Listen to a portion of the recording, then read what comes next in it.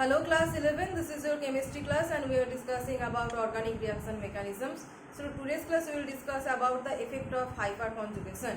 So let's start the class. The effect of hyperconjugation mainly related to three things, that relative stabilities of alkene. That means by counting the number of hyperconjugative structures we can predict the relative stability or the how much an alkene can be stable. That thing we can predict by counting the number of hyperconjugative structures. Directive influence of alkyl groups, that means many groups are orthopara. You know there are three positions in a benzene ring, that is orthopara and meta. And hyperconjugation can predict if any group will be orthopara directing or not, and why it is orthopara directing. That means alkyl groups are generally ortho and para directing. And why they are actually ortho and para directing, that thing we can explain with the help of hyperconjugation. And the third thing is that relative stabilities of carbocations and carboanions. You know that according to degree there are three types of carbocations and carboanions. That means 1 degree, 2 degree and 3 degree, you already know it, and their stabilities are different. So you know that 3 degree carbocation is most stable and 1 degree is least. So why 3 degree is most stable and 1 degree is least, that thing we can also explain from the hyperconjugation, that is by counting the hyperconjugative structures. So first thing we are starting from relative stabilities of alkenes.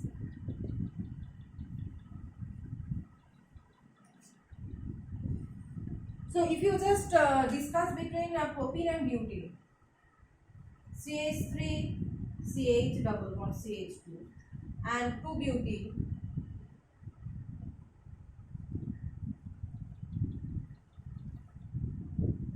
so whenever you are trying to find out the number of hyperconjugative structures, you have to find out the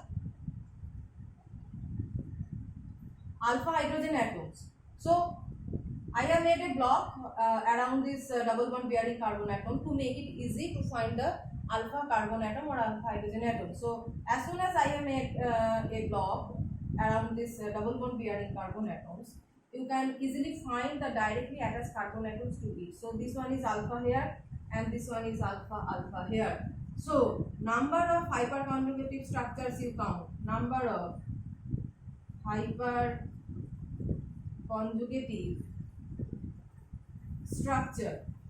So in this case the number of hyperconjugative structure, you can see this is 3, and in this case 3 plus 3 is 6.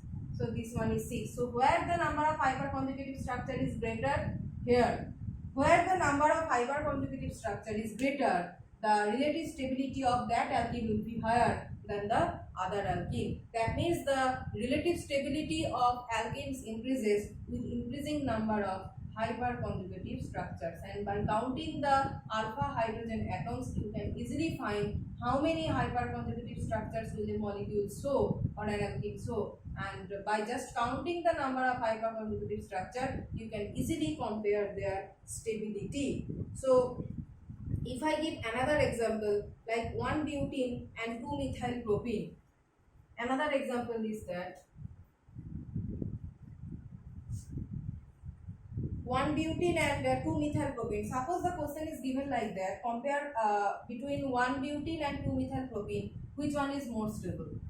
So 1-butene and 2-methylpropene. So 1-butene structure is that, and 2-methylpropene is,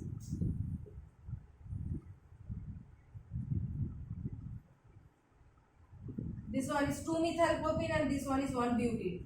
So block the region of multiple bond bearing carbon atoms. Now count the number of hydrogen atoms. Here this one is alpha, but this carbon is beta. Okay, don't confuse between these two carbons, because the carbon atom that is attached directly with the multiple bond bearing carbon atom is known as alpha hydrogen alpha carbon atom. So here the alpha hydrogen atom is only 2.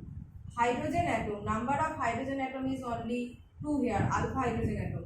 number of alpha hydrogen atom here is 2 and this carbon is beta, so we should not consider this carbon atom or this hydrogen atoms in the hyperconjugation. So only alpha hydrogen atoms will enter. So number of alpha hydrogen atom here is 2 and here the number, you can see that this carbon atom is directly attached to this carbon and this carbon bears multiple bond, and here this carbon is also directly attached to this multiple bond bearing carbon atom. So both the groups are directly attached to multiple bond bearing carbon atom, so both are alpha, and here the number of alpha hydrogen atom here is 3 plus 3, 3 plus 3, that is 6. So you can easily understand which one is more stable. So between 2 methyl propene and 1 butene having higher number of hyperconjugative structure, this 2 methyl propene is more stable than 1 butene.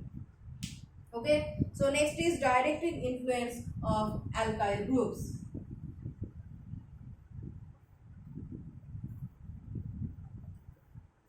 So in case of directive influence, I have already said that alkyl groups are orthopara directing in nature. Alkyl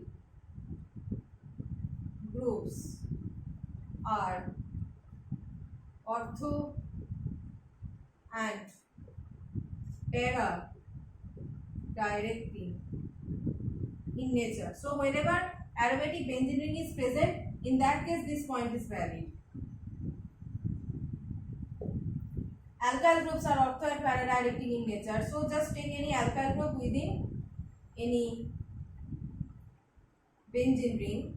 With any benzene ring, this is toluene. Okay, this is toluene, and in toluene you can see that these are alpha hydrogen atoms. Okay, so in toluene these are alpha hydrogen atoms, and here this hydrogen can be termed as alpha hydrogen atom. So you can see that this alpha hydrogen atom can enter in hyperconjugation like this, and it will break this bond, this one. So the carbon atom that is attached directly with the benzene ring, the carbon atom attached directly with the benzene ring, directly to the benzene ring carbon atom is alpha carbon atom. So this one is alpha hydrogen atom. So the structure will be double bond CH2. Okay, this one, after opening this double bond, it will be a negative charge, and here at this position hydrogen exists as H plus. So that is the permanent polarity, and when this negative charge again rotates, like resonates, just like resonates, when this negative charge rotates or enters in extended conjugation,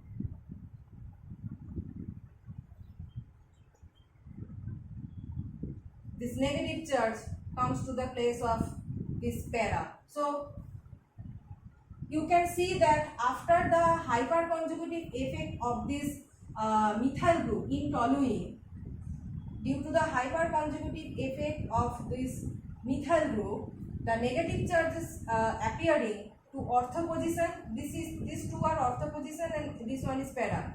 So negative charge is appearing at ortho position and para position. That means this ortho position and para position is bearing the negative charge, and any electrophile can enter within this position. Okay, so that's why the alkyl groups are ortho and para directing in nature. Para directing and ortho directing nature, it means any electrophile.